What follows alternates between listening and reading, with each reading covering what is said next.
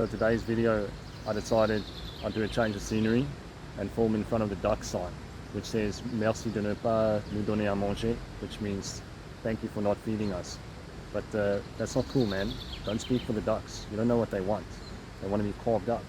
So feed the ducks, give them the carbs, bro, so they can swim instead of sink. And that's what today's video is about, a woman that swims rather than sinks. So I got a comment on my video yesterday from Aussie Fitness Adventurers. I'm going to read a few.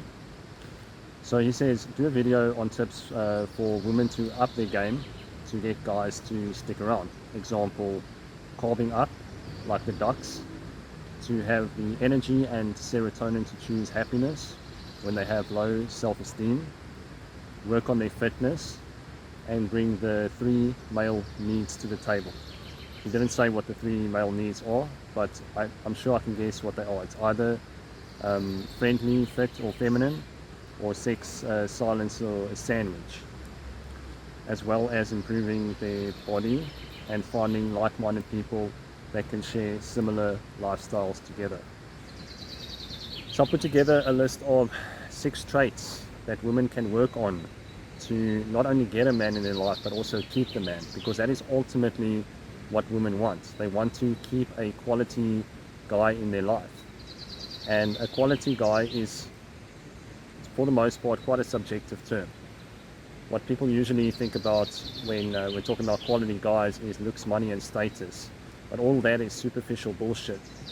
And there's one trait, I would say, above all, that truly makes a guy a quality guy. And that branches out into all other areas of his life. The underlying trait that makes a guy a quality guy is courage. A man who has balls is a man who's going to go far in life.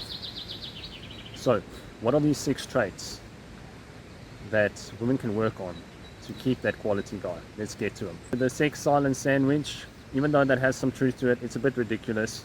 So I'm going to say that the 3 traits that Aussie Fitness Adventures, is that his name? Aussie Fitness Adventures was referring to in his comment was friendly, fit and feminine. So these are the 6 traits: fit, friendly, feminine, moral and ethical, sexual and emotional control. So I'm going to go into detail with all of these traits now. So the fit. When we're talking about a fit woman, I'm talking about a woman that is not only physically fit, in other words, she's got a high VO2 max, but she's also taking care of her health to the point where she's lean and she's carbing up and she's in great shape overall. That is what fitness is really about. So not only having a high VO2 max, but also having a great body. And I know some men like a body that's a little bit more curvy and has a bit of extra fat, but most men, I think, are going to be attracted to that really slim, athletic, 5,000 meter runner type woman. So if you can get your body in great shape, take care of your health, be lean, this is going to be really sexy for most men. The next one is friendly. So what do I mean by friendly? So think about it. What do you do when you have your best friend? You're always going to make an effort to spend time together and have a good time, have a lot of fun, and you're not going to be argumentative, you're not going to be combative. Even though friends do sometimes argue, and they are sometimes in fights, it's the exception and it's not the rule, because you're not going to maintain a friendship very long if you're combative and argumentative. And another thing that friends do when you've got that friendly vibe is you have your friends back. So if your friend is in the trenches, you're gonna fucking give the rope and they'll be able to climb out. So that's what being friendly is about. Next one is femininity.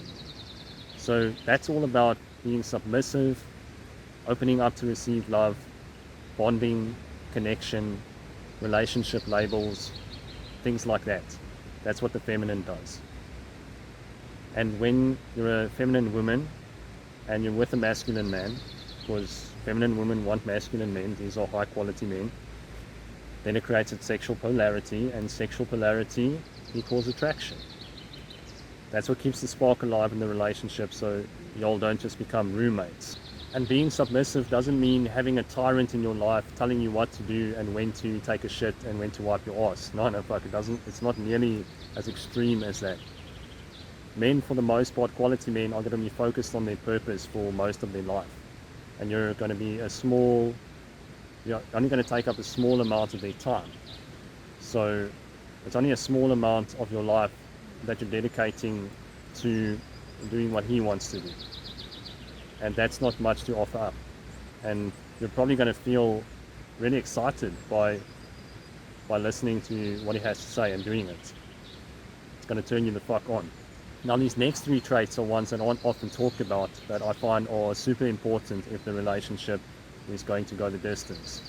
And this is someone speaking from experience. I've been in a long-term relationship now for 6.5 years. So I'm not just putting this stuff out of my ass. I sort of know what I'm talking about. Look, I know there's people that have been in relationships for fucking multiple decades, but I think 6.5 years is long enough to qualify for LTR experience, alright? So, this is the first one, and that is morals and ethics. A woman who understands the objective difference between right and wrong is going to make a fantastic long-term partner, because you don't want someone who's fucking lying all the time, trying to manipulate, not having integrity and all of that stuff, because that's just going to cause a whole lot of drama. And for any quality man, their life must be a drama-free zone. A moral woman is also a woman that understands that government is slavery, therefore she's an anarchist, and she understands that we are the enslavers of other beings, therefore she's a vegan. Now, how does this tie in with being more attractive to a man? Well, first of all, a woman who understands the difference between what right and wrong behavior is going to make sure that she's not going to do any devious shit with you. She's not going to be a psychopath towards you. She's not going to lie, cheat, and steal from you. So there's going to be none of this divorce court shit where she's stealing most of your assets. That's not going to happen with a moral woman. And she's not going to try to take advantage of you or use you to get ahead in life. And I think this is very important. That's one universal trait that men are going to want in a woman to keep them around, for sure. Oh yeah, one more point that I forgot relating to the last one is you can understand the difference between right and wrong, but if you don't actually practice it, then it's meaningless. So practice right behavior. Next one, sexual. So you don't actually have to have the skills to give 4K head and do deep throat and all of those things. Your man will teach you that stuff. If you're a feminine woman, you're submissive, he's going to teach you all of these wonderful sex acts. But what you do need is you need to have an open mind. So you need to be willing to try new things, new activities. And you also need to have a fairly high sex drive. So if you are at the level where you can at least have sex once a day, then that is going to be great.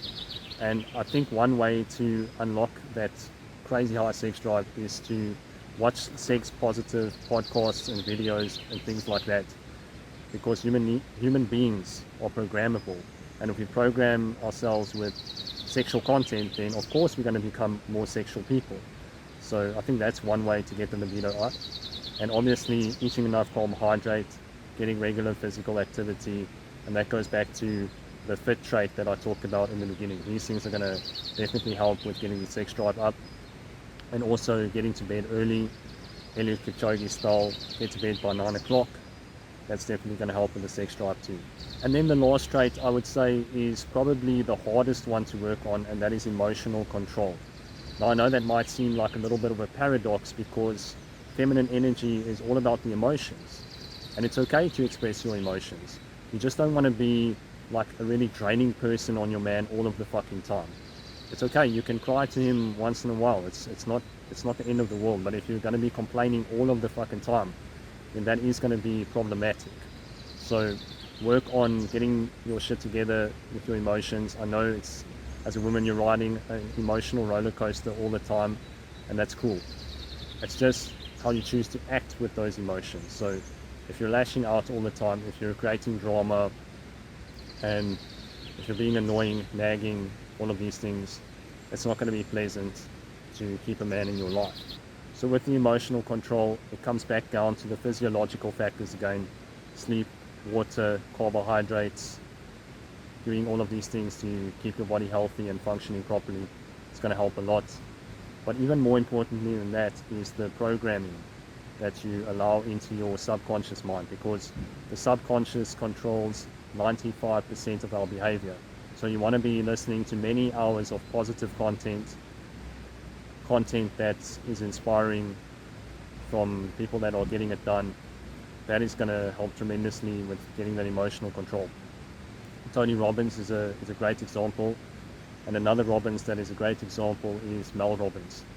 I think these two are going to give you some great tools to get mastery over your emotions for sure. That's it for this video. I'd love to see your thoughts in the comments down below, so please don't hesitate to give some feedback on this video.